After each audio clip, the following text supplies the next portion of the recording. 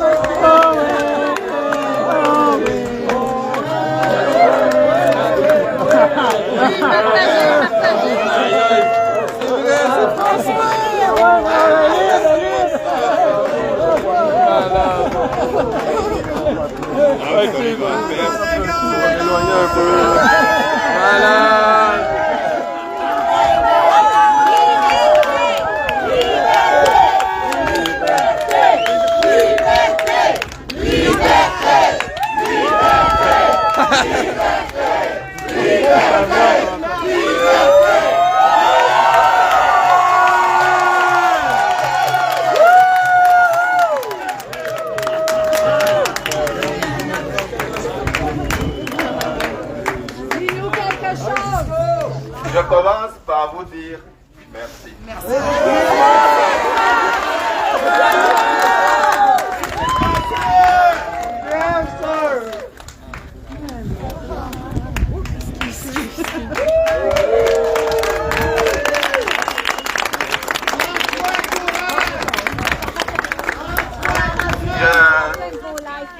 Je vous remercie vraiment pour tout le soutien. J'ai été émerveillé déjà pour vous dire par les lettres que j'ai reçues. Ça a été vraiment un très grand encouragement. Et c'était un ordre que je ne dois pas lâcher. Wow. Parce que, écoutez, c'était un ordre que vous me donniez de rester droit dans la vérité. Il n'était pas question. Aujourd'hui, le juge m'a dit que je reste dans telle adresse. Je lui ai donné mon adresse. Il m'a dit que tu restes là et tout. Ce n'était pas des conditions que je veux dire contraignantes. Je dois revenir au procès. Donc, mais il n'était pas question que je signe quelque chose qui m'empêche de continuer à manifester, continuer à être dans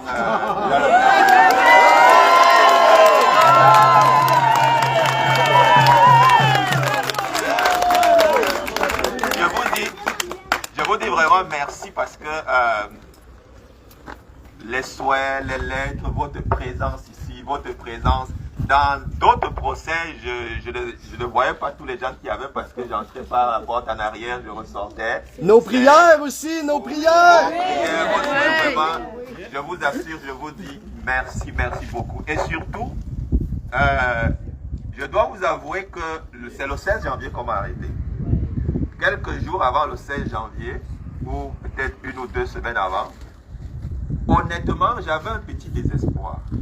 Je vais vous dire pourquoi. J'avais un petit désespoir parce que... oui, donc, j'ai dit oui. J'avais un petit désespoir parce que je me disais, il y a des actions qui portent plus que d'autres. Par exemple, marcher samedi à 13h, en tout cas, je suis fan des manifestations, mais je trouve que ça porte moins que, par exemple, s'il y a un couvre-feu à 20h, que 10 000 personnes se retrouvent à 20h à l'extérieur. Ça a une autre signification.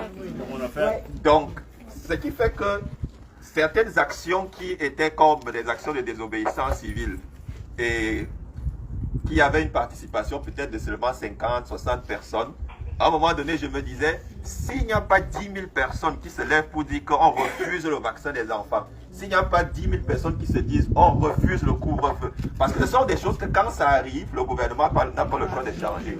Mais quand je me suis retrouvé en prison et que j'ai entendu parler de la manifestation des camionneurs, je me suis dit que l'ennemi ne peut pas gagner.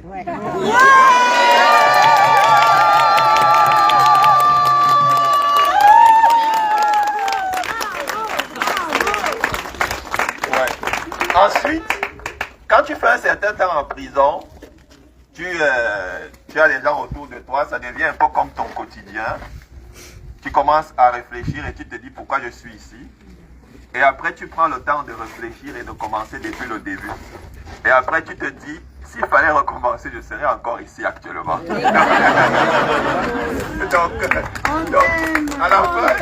À la fin, tu ne regrettes pas parce que tu te dis, ok, quand tu penses à toutes les étapes qui ont fait que tu te retrouves là, si on devait rejouer la cassette, tu te retrouverais encore exactement au même endroit. Donc, ce n'est pas une question d'entêtement, ce n'est pas une question de défi quelconque, mais c'est sérieux par rapport à l'avenir. Parce que ce qui s'est passé depuis mars 2020 jusqu'à maintenant, c'est qu'un certain nombre de personnes, sans avoir besoin de se justifier, sans avoir besoin de présenter une quelconque preuve, ont décidé que s'ils estiment qu'il y a un danger, ils peuvent dire que tu ne vois pas ta mère, tu ne sors pas de ta maison, tu dois prendre un produit sans choisir, tu dois fermer ton restaurant, tu dois faire ceci, tu dois faire cela. Quelles que soient les conséquences, eux, ils ne prennent aucun engagement. Et ça, si on accepte ça, on ne sait pas ce qui va se passer prochainement. Mais je suis content de vous voir ici parce que je vois que vous ne vous laissez pas emporter par les soi-disant privilèges que le gouvernement est en train de donner. Parce que c'est une tromperie. Actuellement, on peut voir qu'il y a les élections en France, il y a les élections en Ontario, il y aura les élections au Québec. Donc c'est comme si le gouvernement a passé un accord avec le virus pour qu'il se calme un peu.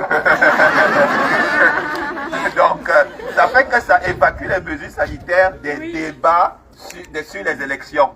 Mais ce qui est presque évident, c'est que dès que les élections seront passées, on ne sera pas surpris de la venue d'un nouveau super variant. C'est vrai qu'en prison, j'ai des informations parcellaires. J'ai appris que le 14 mai, c'est-à-dire vendredi, ils vont enlever le masque, sauf dans le métro et dans les hôpitaux. Et apparemment, même le directeur de la santé publique par intérim a dit qu'il ne va plus jamais l'imposer. Apparemment, il a même dit ça. Non. Je crois que j'ai entendu dire qu'il a dit que non seulement ils vont l'enlever le 14 mai, mais qu'ils ne vont plus le remettre. On n'a pas confiance. Oui, mais écoutez, je vais dire deux choses par rapport à ça. Il y a trois types de personnes. Il y a trois types de personnes. Il y a Carmen. Il y a des gens qui disent toujours la vérité. Il y a des gens qui disent la vérité quand ça les convient. Ouais, c'est ça. Et le troisième type de personne, c'est la santé publique.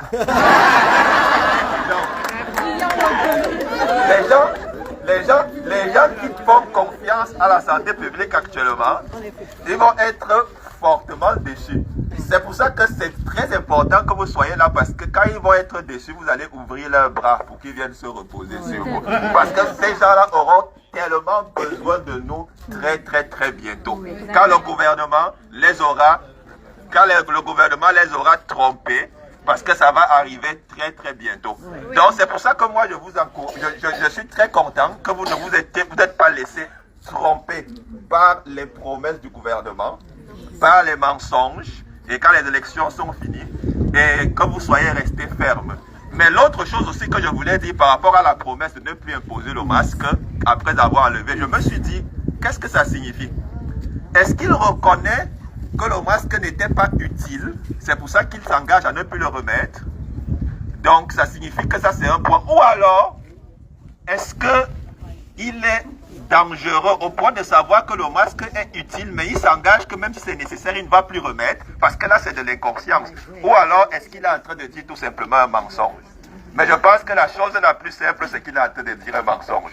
Donc, ce qui va se passer, c'est que comme on s'est engagé, on ne va jamais lâcher. Jamais. On ne va jamais se soumettre. Jamais. Et la victoire est pour très bientôt. Donc, apparemment, les policiers sont en train de me dire que je dois... Écoutez, la liberté, c'est pour très bientôt.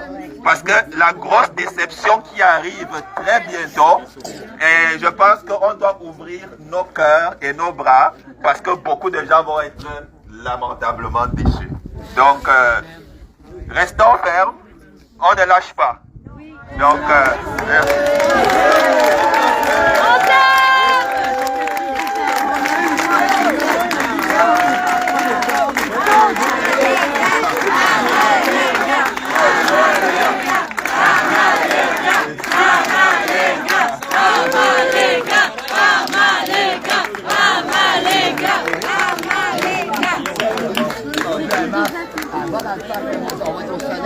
Ah, les policiers ont mis leur masque. Le show est commencé.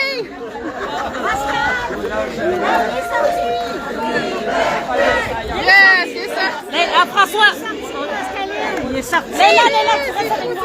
Moi, je suis contente. Ah. Antoine.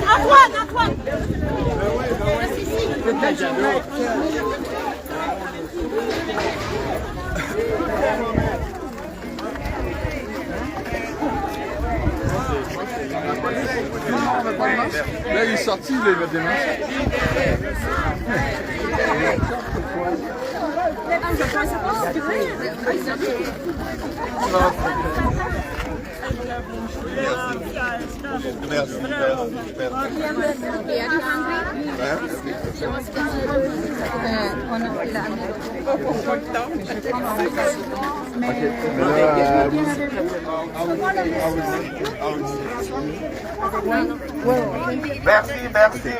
Merci. En tout cas, on a beaucoup de travail qui se fait en train de venir. Non, je sais. Étant en prison, j'ai eu à écrire beaucoup de choses et je vais essayer de faire. Je crois qu'il y a beaucoup de choses, il faut que les gens sachent. Parce que quand je me suis rappelé des choses là, parce que tu restes là après peut-être 40 jours, 50 jours, tu te dis pourquoi je suis là, tu te rappelles de tout et tu te dis que maintenant tout ça ne peut pas rester comme ça, il y a trop de mensonges. Et je crois que les choses vont écoutez, je suis convaincu que la vérité va bientôt éclater. Et je crois que les choses vont s'arranger. C'est vrai que beaucoup de gens ne voient pas les liens entre la guerre en Ukraine et le combat pour la liberté. Mais je crois que beaucoup de choses vont... ouais. Donc on ne lâche pas. Merci beaucoup. Merci. Merci à toi, François. Merci, François.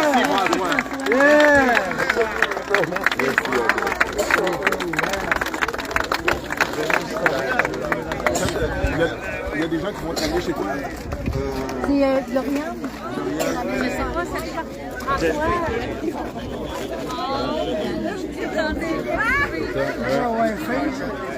Oui, prenez, on prend. Merci. Il y a quelqu'un qui va les ramener, quelqu'un qui va donner la nourriture. Je sais pas, ils vont décider ça ensemble. Il y a plusieurs personnes qui s'est proposées. Faut que tu retournes où? Pour être sûr que Téléphone et tout. Ouais, j'aimerais, il n'est pas là, Jesse n'est pas là, j'aimerais un truc à s'occuper sur Ok, c'est toi qui vas le ramener? Non, mais elle va aller avec les autres, sauf que moi je vais comment ça va?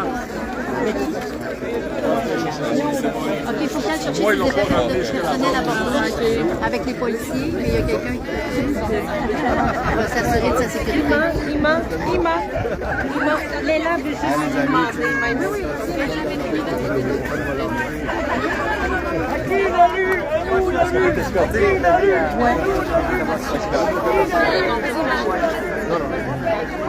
Il va aller avec ses amis. François, ma fille, elle veut juste te demander quelque chose.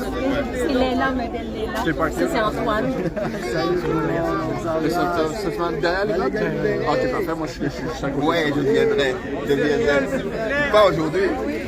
Ah, la police commence. Vous circulez. D'accord. Non, ben là, C'est pas toi, viens ici, Antoine. c'est lui que je me dis que tu vas là, right?